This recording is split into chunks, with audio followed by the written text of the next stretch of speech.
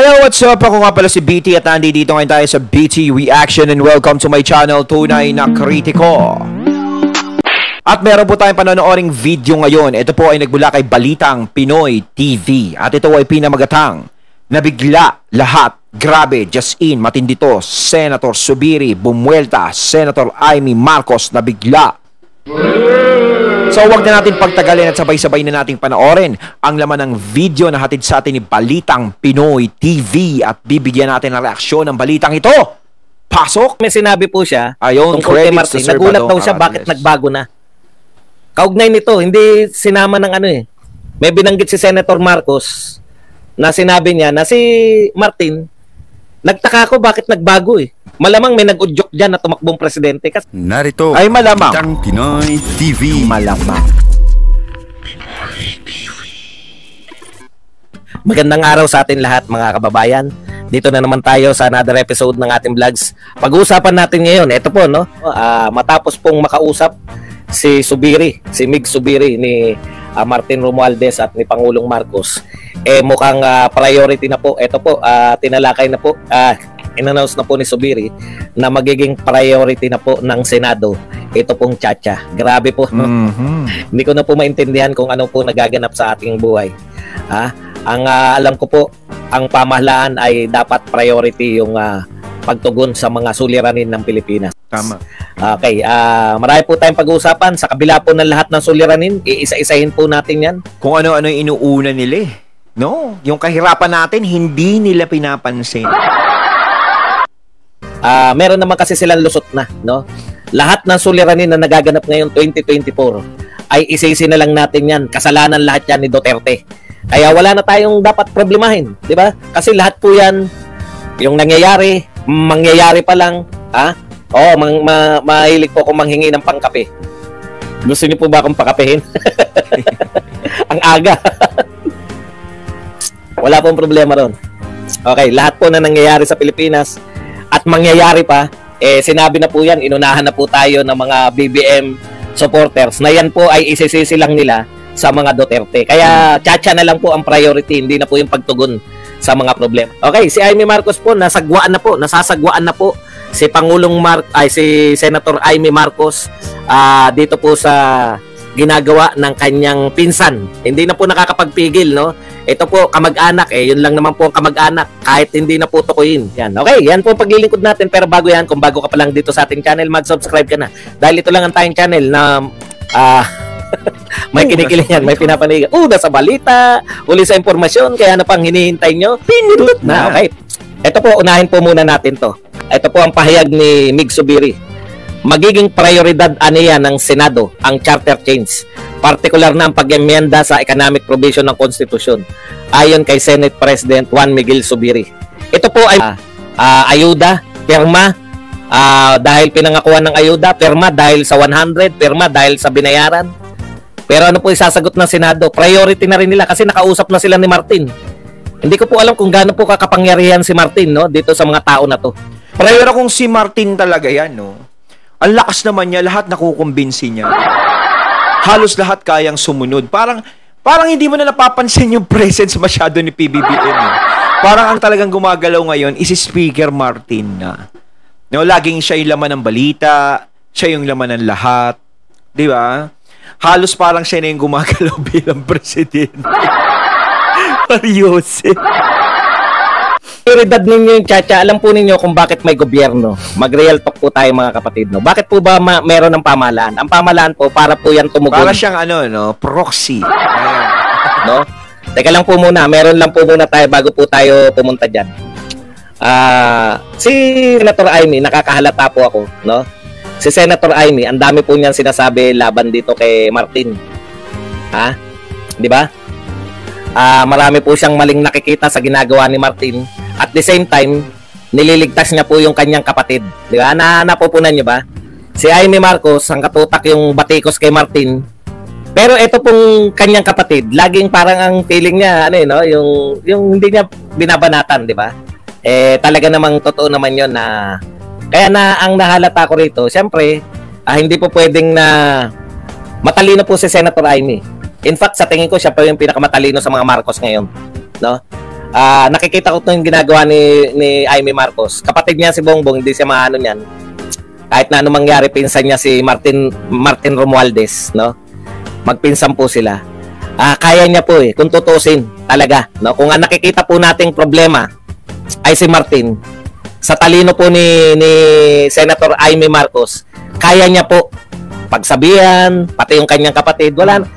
Kaya ito si Martin, wala po ito Kumbaga, kring-kring, di ba? Yung poging Romualdez, yun po yung sikat na Romualdez Hindi po to si Martin Wala talaga to sa Ibig sabihin, bilang pinakaate, kung tutusin, kaya niyang pa-stopin Di ba? Kaya niyang ipa-stop to si Romualdez. Yung mga ginagawa niya, kaya niya kausapin, mag-usap nga tayo pinsan. Alam mo pinsan, hindi hindi pabor to sa pinsan mong Pangulo ng Pilipinas yung ginagawa. Alam niyo yun? Pero hindi. Okay lang. Tapos kakampi siya sa mga Duterte. Parang both sides, yung isa kadugo niya, yung isa kakampi niya. Wala siyang di ba? Walang ang tingin ko playing safe So parang ang nangyayari kasi, no? Ang hirap kasing sitwasyon yan Siyempre, Marcos si Amy Marcos, no? So, yung kapatid niya, si Romualdez, siyempre, pinsan niya, kamag-anak niya yan tapos ang mga Duterte, parang naninimbang siya So, ang hirap kampihan kung kakampihan niya ng solid yung mga Duterte at parang itatakwil niya ang pagiging Marcos. Parang napakahirap naman, no? Siyempre, matimbang pa rin ang dugo kaysa tubig. Tama ba ako, mga kapatid? Di ba? Hindi basta-basta na parang gagawa ka ng aksyon na ipagpapalit mo yung kapatid mo, pagpapalit mo yung kumbaga hanggat maaari, no? Nagsasalita ka na hikulang na lang sabihin mo is pag-usapan na lang natin yan. Parang ganun yun No, naninimbang si Senator Amy. Ang hirap talaga sa sitwasyon niya yan, Sa dalawa, no? Dalawang closeness mo. Tapos ganyan ang nangyayari. Meron pa ring ugnay sa kapangyarihan yung mga Marcos kahit na sino magtagumpay. Matalo man si Martin, manalo man si Sara, dikit pa rin yung mga Marcos sa mga Duterte through Amy Marcos. Ano pa rin? No? Safe pa rin. Manalo man, madurog man yung mga Duterte, magwagi man yung mga katugo niya. Safe pa rin, parang gano'n. Kaya ang point ko, hindi ako maniniwala na na mamamayagpag din. Mula na rin po sa, tignan niyo po ito na-shock po ako. Mukhang may tinitira sila na parang kilala natin. Ito po sinabi niya, siguro may tumutulak, may umuudyok kay Martin Romualdez para maging presidente. Ayan yung sinasabi ko. Siguro, tingin ko. ay may umuudyok, biglang nagkakaganito na, nagugulat naman ako. Alam ko, napikon sa akin nung ilang buwan makalipas. Mabait naman yan si Martin sa akin, kaya okay lang, hindi naman personal. Sabi nila, blood is thicker than water. Ganun naman, the country is more important than family, di ba? Ganun lang talaga yun. Ayun nga, yung sinabi ni Sir Badong kanina, no? So, hindi naman ganun si Romualdez Nung una pa, sa Uniteam, di ba? Ngayon ko lang siya na-recognize ng ganyan. Pero, di ba, biglang nag-iba. Nag-iba yung pakikitungo. So, bakit nag-iba? Anong dahilan? Ayos naman ang relasyon ni BP Sara at saka ni Martin Romualdez noon bilang magka-teammate sa Uniteam. Tapos, tataka ka, biglang nagbabanggaan na yung dalawa, ganto, ganyan. Diba? So, ang ibig sabihin yan, meron talagang nag-udyok sa kanya. Kasi, kung may mga galit sa Duterte, may mga galit sa kanila, no? Hindi sila basta-basta makakaporma kung hindi sila gagamit ng tao na alam nilang kaalyansa ng mga Duterte. So, saan kahuhugot? Malamang siyempre sa Uniteam. Sino ang pinakamurupok dyan? Doon ka pipili. Di ba? Kumbaga, talo ang marupok. No? So, kung may kinakausap siguro siya ng ganito, ganyan, inaalok ng suporta, ganito, tumakbo kang presidente, ganito. O sino man, hindi lang si Martin. No? Tumakbo kang presidente, kaming bahala, ganito, ganyan, ka namin. Lahat naman is nangangarap maging presidente, parang bigla ka na lang parang masisilaw, ganito, ganyan, di ba? Sasakay ka sa sasabihin nila, ganyan. Para masira yung kung ano man ang magandang relasyon mo sa mga ka-teammates mo. Parang ganun lang nangyayari. Kasi sa isang samahan, kung merong galit dyan at napasama kung sino man dyan na kaalyado nila na mapasama, no, ang isa sa mga Uniteam na alam nating may galit sa Marcos at sa mga Duterte, is gagawin nila lahat para masira yan at hindi makaporma o manalo sa susunod dyan. So, gagamit sila ng tao na alam nilang malapit para ipantapat doon. Di ba? Ganun na nangyayari sa akin. Opinion ko lang naman yan. No? Kung wala namang ganong nangyayari, di mas maganda. Pero, napapag-isip din naman ako, di ba?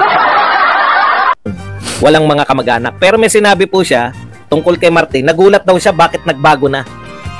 Kaugnay nito, hindi sinama ng May binanggit si Senator Marcos na sinabi niya na si Martin, nagtaka ako bakit nagbago Malamang may nag-udyok dyan na tumakbong presidente. Kasi noon daw, ang pagkakakilala nila kay Martin, pabanjing-banjing lang. Alam niyo yung terminong pabanjing-banjing? Parang easy go lucky lang. Bakit na, tayo kasi nakita natin si Martin na parang siya yung talaga yung nagmamanipulate kay BBM, yung what Martin wants, who Martin gets. Pero yung other side nakikita natin, tapos bakit hindi nila siniseryoso si Martin? Bakit parang tawa-tawa lang si BBM, ting si Martin niloloko-loko lang? Yung pala, meski si Amy Marcos, nagtataka siya, bakit si Martin, dating pabanjing-banjing lang, bakit bago na, no? Ibang uri na to si Martin. Dati pabanjing-banjing lang si Martin. Ngayon speaker, huwag kang magpapauto ang sinasabi ko. Nako. Yung hirap talaga, no, kapag may mga tao talaga na nag-uudyok. Yun ang mahirap dyan. Medyo, baka may nag-uudyok sa kanya na presidente. O saving the blood, relative, no? Sinasabi niya na hindi si Martin ang utak niya. Sino kaya yung sino kaya yung nag-uudyok dito? No? Pero hindi po ako naniniwala. Siya yung nakapronta. Siya yung House of Representatives, siya yung nagchat-chat. Okay. Balik na po tayo rito. Nagtataka lang ako. Pwede niyong patigilin Senador ka, ate ka ng lahat. Ate ka ni Martin, mas matanda ka kay Bongbong, mas matanda ka kay Martin. Pwede mong pagsabihan na, ano ba itong ginagawa nyo?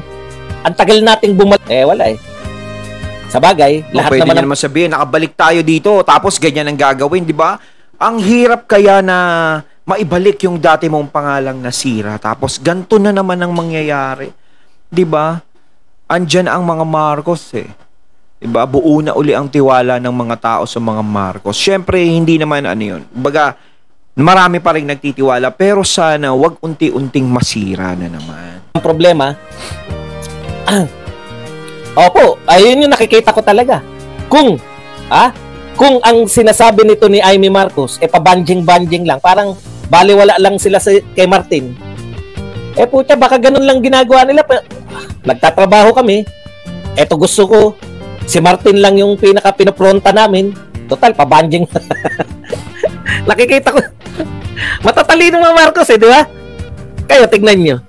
Samantalang si Martin, siya yung talagang siya lang yung para sa kanya magalit, tapos safe lahat. Kaawa-awa naman. Minsan, maaawa. Anyways, nariyan na yan. Hindi po natin sila iniintriga. Wala akong pakialam dyan. Sa pamilya na yan, wala na akong pakialam. Hindi ko po sila iniintriga. Si Senator Amy po galing lahat yan. Nagko-quote lang po kami ngayon. Mahirap na pong ng mga source ngayon. Ang source ko po dyan, si Senator Amy Marcos. Marcos yun. Pahuli nyo. Okay, punta na po tayo. Alam nyo, eto mag-real talkan lang po tayo. Eto po, marami tayong problemang kinakaharap ngayon. No? Tama. Mataas pa rin po ang presyo ng bigas. Hindi po bumababa. Naawa po ako sa Benguet. Amura po, nasa Baguio ako nung nakaraan Kaya lang, wala na akong kamay. May pasalubong na akong mga strawberry. Wow. Visit. Yung binili ko strawberry. Sabi nung ate, 7 araw daw tatagal. 2 araw pala, bulokis. Loko rin tong ate na nagtinda sa akin. Sabihin nyo, kainin kagad kasi 2 araw lang yan. Hindi, wala naman po akong problema sa lasa. Masarap dahil bagong pitas yung tagal ng hinaya, maramdaman mo na mura, di ba? Para maramdaman mo mura, kailangan marami kang bilhin. Pero pag marami ka naman bilhin, hindi mo naman baka yung ipinambili mo ng murang gulay, pambayad mo lang sa porter sa Victory Liner. Mapipilitan ka ng isasakay mo na sa karga Yung 200, isang bit-bit, marami ng laman. Sabi ko, wala na akong kamay. Ayun po yung problema no. Kaya lang nanginayang ako kasi napanood ko, halos benta na ng palog yung mga gulay nila. Wala ba tayo talaga magagawang paraan na yung gulay sa Benguet madala sa kamay nilaan, no? Wala ba talaga tayong magagawang paraan na yung imported daw yung nakakalat ngayon sa kamay nilaan, yung mga gulay sa Benguet, kaya murang-mura. Kawawa naman yung mga Yan ang dapat nakikita ngayon. Na. Hindi pa nakakarating sa mga mamamayan nangangailangan ng murang gulay. Anyways, masyado kasi ngayon seryoso si Chacha. Yan po, isang problema. Matutugunan ba yan ng Chacha? Subiri, President Marcos at saka Martin. Kayo ang tatlo sa pinakamatataas. Hindi natin sasama si BP Sara. Wasay siya riyan. Ayun, at ating natunghaya ng video na nagbula kay Balitang Pinoy TV at syempre natunghaya natin ang boses na yun na nagbula kay Sir Badong Arateles. Ayan kayo mga katunay. Ano ang masasabi nyo tungkol dito sa videong ito na ating napanood at binigyan ng reaksyon? Diba? Napakaraming problema ng bansa pero kung ano-ano ang kanilang inuuna, Mariosep. Sana naman, nako, Pilipino muna, no? Bago ang lahat. Yung mga tao muna. Maraming mas nangangailangan. No? Kayo kasi. Comment na po kayo sa comment box. So once again, I'm BT and I'm out. Peace.